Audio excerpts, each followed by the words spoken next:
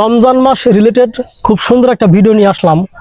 আমরা রমজান মাসে তারাবির নামাজ পড়ি, জাকাত দিই, ইফতার, সেহরি, রোজা রাখি।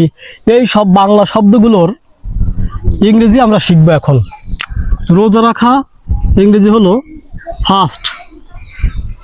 ফাস্ট মানে উপবাস থাকা। রমজান মাস ইংরেজি হলো রমাদান। সেহরি এর ইংরেজি হলো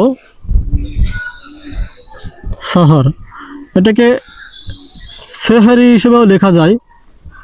ইফতার ইংরেজি ইফতার। ভোর ডান।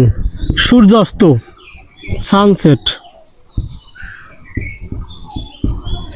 নামাজ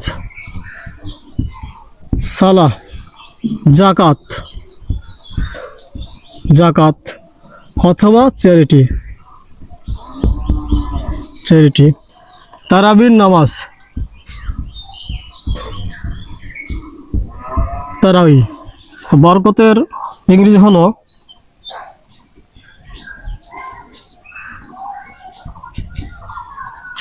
ব্লেসিংস।